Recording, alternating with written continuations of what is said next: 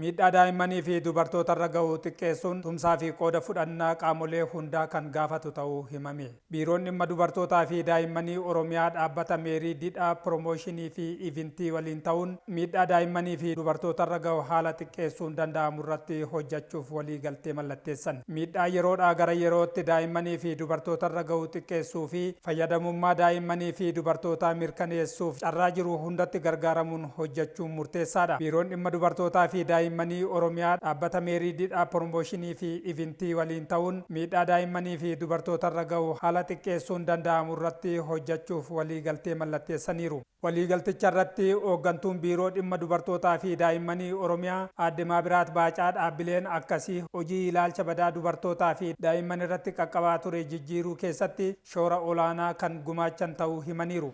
Miidhaan dubartootaa fi daa'imman irra qaqqabaa jiru yeroodhaa gara yerootitti bifaaf amala jijjiirrachaa dhufuu isaatiin barmaatilee miidhaa geessisanis haa ta'u kan boodatti hafoo ta'an akkasumas miidhaa koorniyaa bu'uureffatee qaqqabu ittisuudhaaf bifa addaatiin approachii addaatiin ilaalcha addaatiin ilaallee akkamitti rakkoo kana xiqqeessuu dandeenya kan jedhu sanarratti hojjechuu qabna kan jedhuuf sagantaan kunii fi haala kanaan hojii kana hojjechuudhaaf kan yaadne hundaa ol miidhaan dubartootaa fi daa'imman irra qaqqabu rakkoo hubannoo dhabuutirraa kan ka'e yookiin immoo ilaalchi hawaasa keenyaa waan hin jijjiiramneef har'as miidhaan dubartoota irra qaqqabaa jira, daa'imman irra qaqqabaa jira jechuudha. Ilaalcha jijjiiruudhaaf immoo hojiin beeksisaa yookiin immoo hojiin hubannoo uumuu kallattii adda addaatiin hojjechuun barbaachisaadha. Keessattuu immoo addunyaan keenya sadarkaa amma irra ga'een akkaataa ittiin hawaasa keenya bira qaqqabnu hojii wal qabatee akka duraan reediyoo fi darbee iddoo qaqqabutti immoo tiiviidhaan ergaa adda addaa dabarsinu qofa osoo hin taane sooshaal miidiyaa adda addaa fayyadamuudhaan magaalotaa fi aanolee muraasa keessatti immoo biilboordiis fayyadamuudhaan akkamitti miidhaa dubartootaa fi daa'imman irra qaqqabu kana hawaasni keenya karaa salphaadhaan hubatee rakkoo kana ittisuu keessatti gahee isaa ba'ata kan jedhu sana hojii piroomooshinii yookaan advookasii bal'inaan hojjechuudhaaf yaadnee sagantaa kana kan qopheessine. Magaalota jaha rakkoon miidhaa dubartootaa fi daa'immanii baay'inaan keessatti mul'atu keessatti hubannoo hawaasaa cimsuu fi xiyyeeffannoon kan hojjetamu ta'us ibsaniiru. Magaalota keessattuu immoo rakkoo guddaan keessa jira jennee yaadnu keessatti yoo xiqqaate marsaa kanaaf magaalota naannoo ja'a ta'an keessatti bakka miidhaan qaqqabetti biilboordiidhaanis rakkoo kana akka dhaabbatuuf beeksisa hojjechuudhaaf hundaa ol immoo kaayyoo sagantaa kanaas jennee kan qabanne keessatti bilbila sarara bilisaa biiroon dhimma dubartootaaf daa'immanii miidhaan dubartootaaf daa'imman irra gaafa qaqqabu ittiin ibsinu bilbila 3 qabna.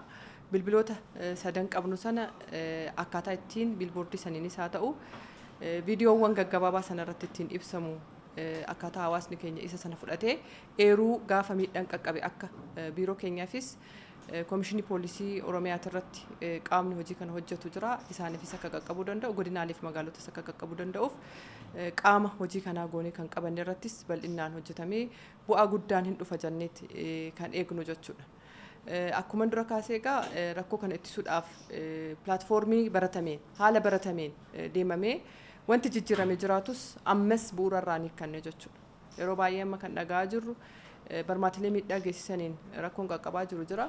Hundaa ol immoo koorniyaa bu'uureffatee dubartoota irras haa ta'u dubartoota daa'imman ta'an immoo irra caalaa isaanii yeroo ammaa kana sababa adda addaatiin gudeeddiidhaan umrii malee heerumuudhaan kallattii adda addaatiin miidhamaa jiru waan ta'eef rakkoo kana beeksisa hojjenne irratti hubannoo karaa guutuudhaan yoo hawaasa keenyaaf uumuu dandeenye xiqqeessuu dandeenya kaayyoo jedhu sana qabanneeti sagantaa kanaa fi haala kanaan waliigaltee kanas uumuudhaaf kan yaadne. Dubartoonni hubannoo gahaa argatanii miidhaa isaanirra ga'u ofirraa akka ittisan xiyyeeffannoo olaanaan dhaabbanni Meerii Didhaa Piroomooshinii fi Ivintii irratti kan hojjetu ta'uu hooggantuu fi hundeessituun dhaabbatichaa aadde Meerii Didhaa waliigalticha irratti dubbataniiru. Inni jalqabaa hubannoodha. Hubannoo uumna.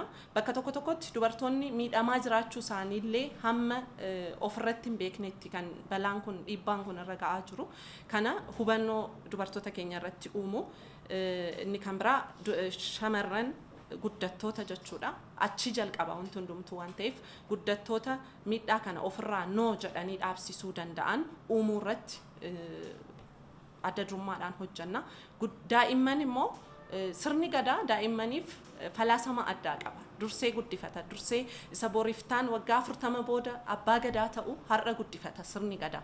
So ka'umsa addaa yaadama falaasama bakka biraatti finnee asitti apply gochuuf yaannu hin qabnu nuti.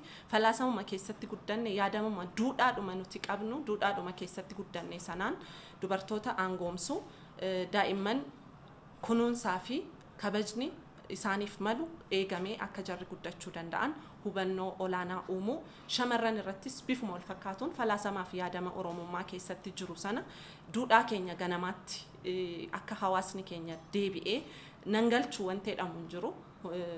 Haati haadha keessa immoo humnatu jira.